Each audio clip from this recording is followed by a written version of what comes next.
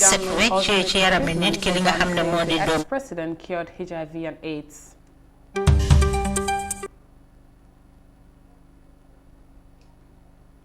Rwanda and Burundi to better relations after years of dispute as officials engage in dialogue. As the ferry lander construction begins, the Fire and Rescue Service deployed teams to monitor travelers crossing by boat. These and more coming on the wall today.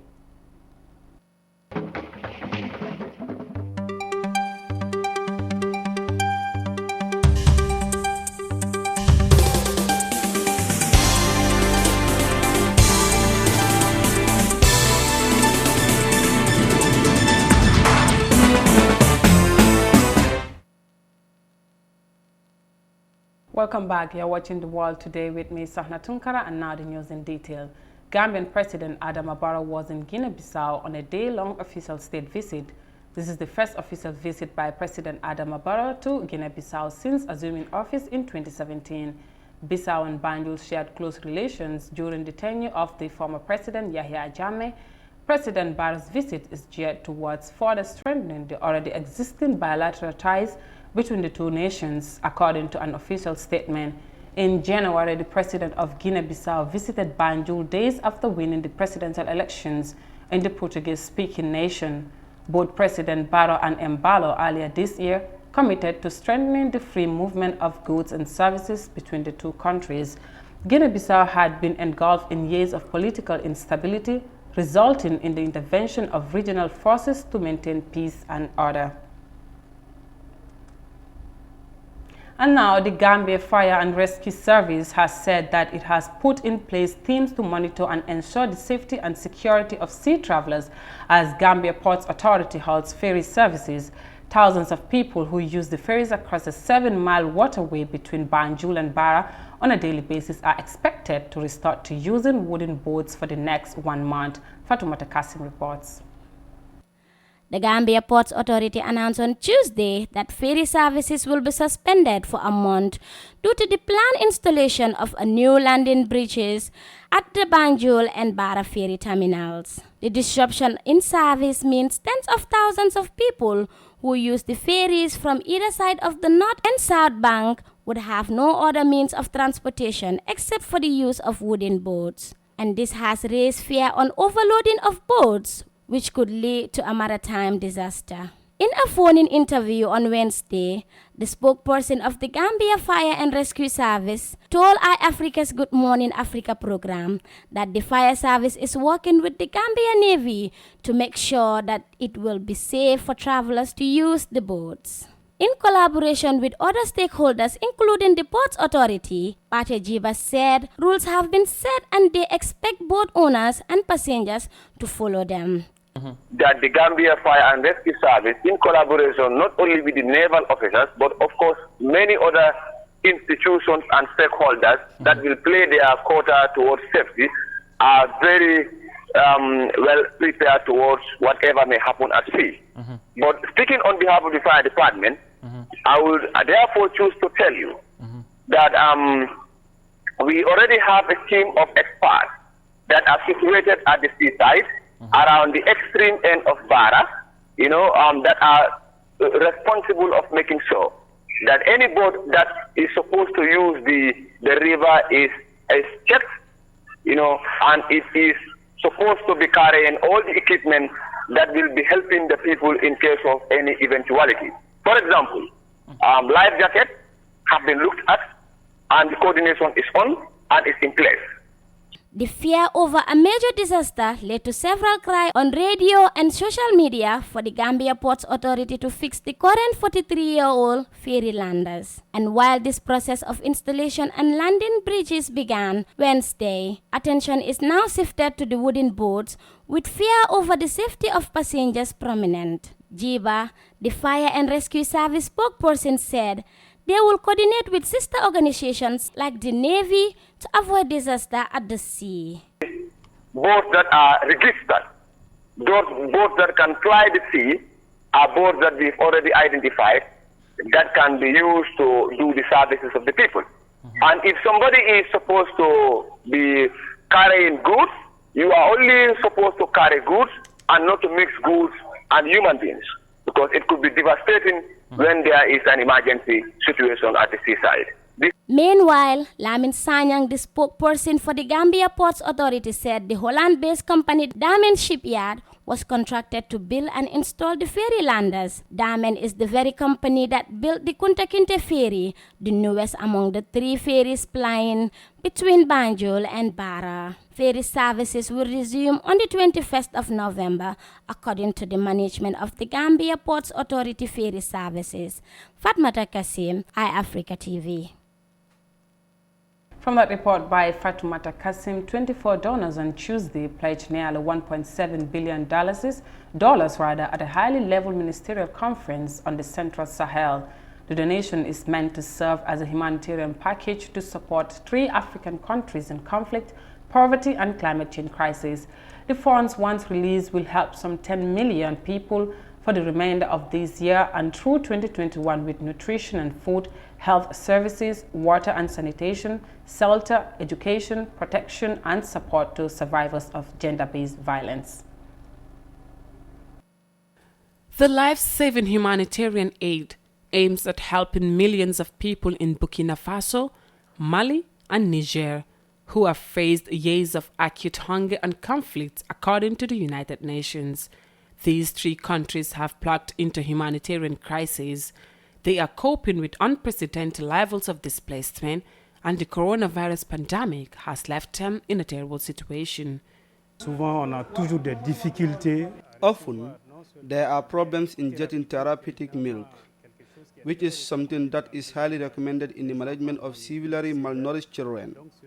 Therefore, in the absence of humanitarian aid, we wouldn't know how to take care of these children.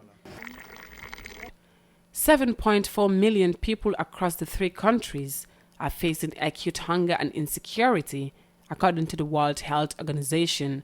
A pediatrician doctor at Gawo Hospital in Mali says humanitarian assistance is highly needed. Our displacement is due to the conflict. Many people were injured. We were very afraid of reprisal, and so we fled to come here.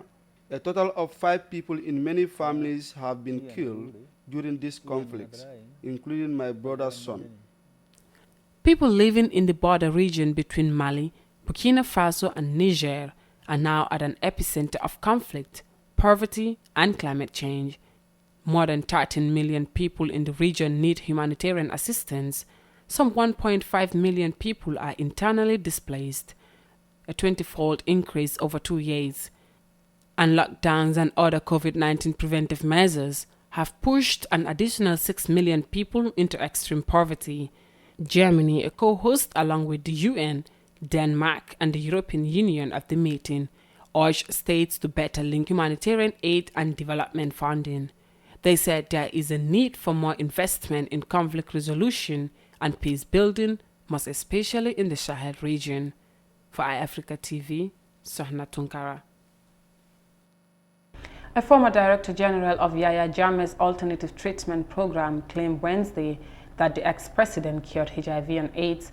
The HIV and AIDS treatment program was launched in 2007 and stopped patients from taking antiretroviral drugs, and several patients are said to have died in the treatment. DCC files in this report.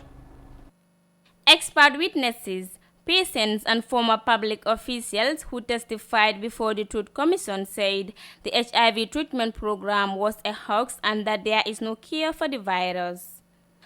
But on Wednesday, Dr. TAMSIR, a former Director General of JAMMEH's AIDS treatment program, who is also the CEO of MBOWE Clinic, told the Truth Commission that JAMMEH did cure HIV/AIDS. Did he cure HIV/AIDS? Did he eliminate the virus? Ndax fajna febar bi bem wér wala daxna doomi jangoro bi ci nit ñi bem wér. He eliminated the HIV virus. génne ben set wecc ci yaram nit ki li nga xamne modi doomi jangoro and he cured the HIV/AIDS virus. HIV patients who had undergone the treatment accused the former dictator for stripping them of their dignity by forcing them to undress, seminate, and shown on television, drinking concoction without consent. Dr. MBOWE, as the former Director General of the former dictator's treatment AIDS program, was responsible for monitoring HIV patients. He told me that I'm appointing you as the Director General. The main role, he told me, is be clinically monitoring the patients for me. In fact, you're telling this commission that you did not have overall responsibility for the program. I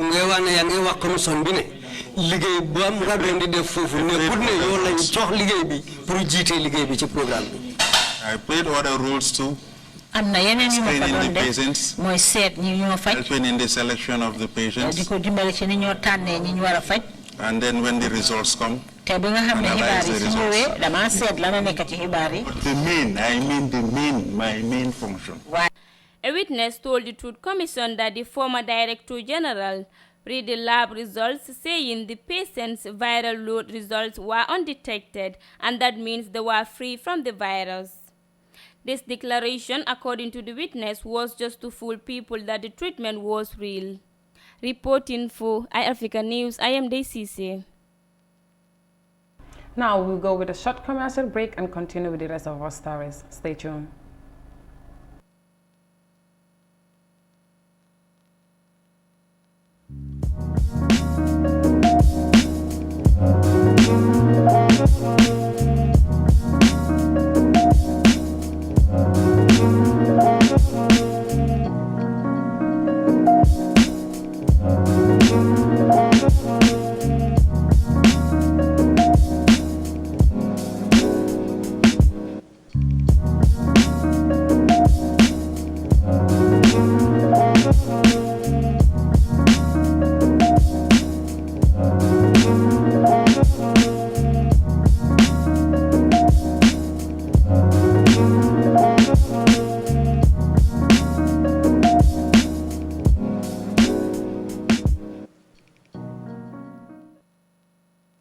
Welcome back. You're still watching The World Today, and now to the rest of our stories.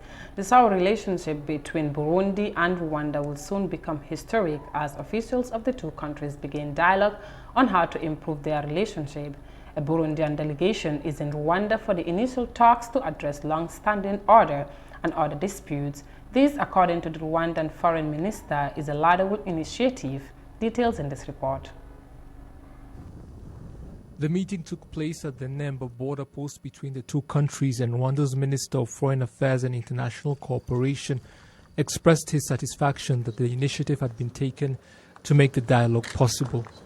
On his part, the head of the Burundian delegation emphasized that only his country and Rwanda can find a solution to the problems that have affected relations between the two sister nations. Waje kugira tubereke yuko twifuza yuko We are here to show you that we want relations with our neighbor Rwanda to improve. Relations, were disturbed in 2015. Now the government of Burundi wants to rectify the situation so that we can live in harmony like before, as brothers and sisters. This is what I have told those who want to be mediators between Rwanda and Burundi, that we know each other well enough to resolve our own problems without the need for mediation. This is what we are doing now, and I want to once again thank you, and that is what I will say for now. As most of what we must discuss, we will do just us two.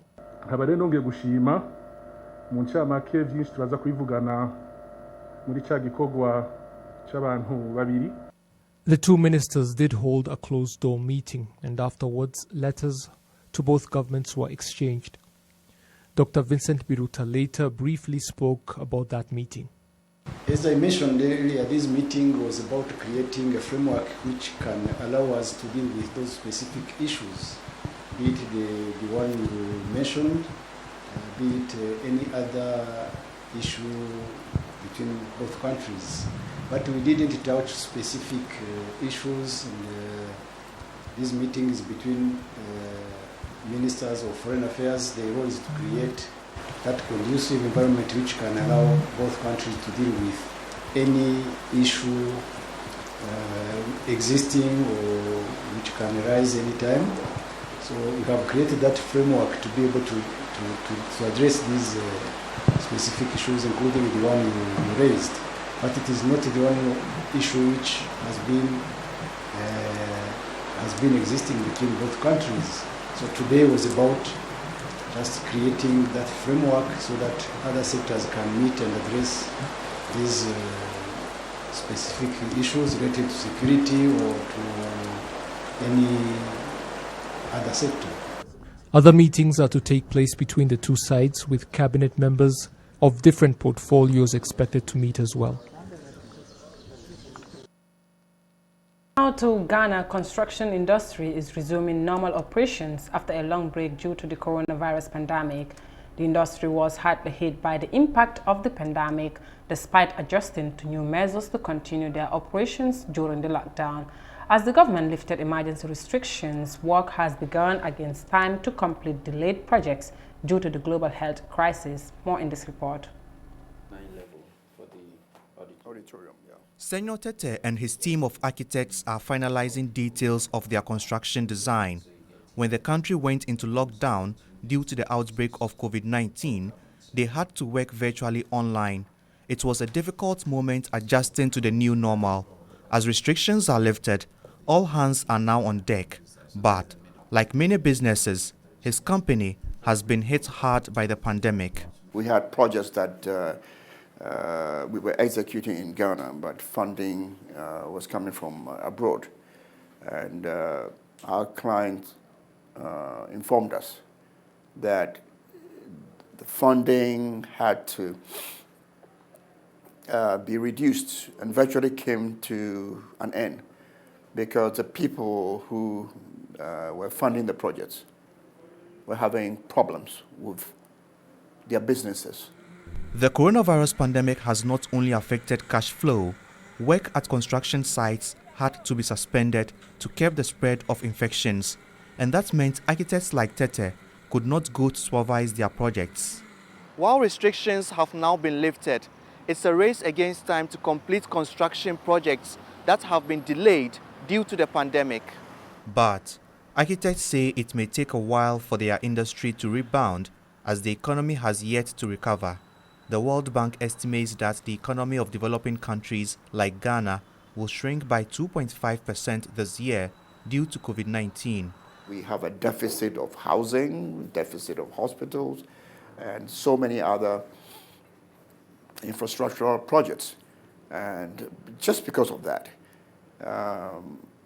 there's going to be work, but it's also subject to the economy being managed properly so that we can generate more income. Even as business returns to normal, architects say their job will not be the same again after the coronavirus pandemic is over. The pandemic has presented new opportunities for the industry. They are now thinking of ways to develop designs that could limit the spread of illnesses in buildings. Well, that was all in the world today with me, Sohna Tunkara. Gambia 24 is up next with Mariama Cham. Until then, good evening.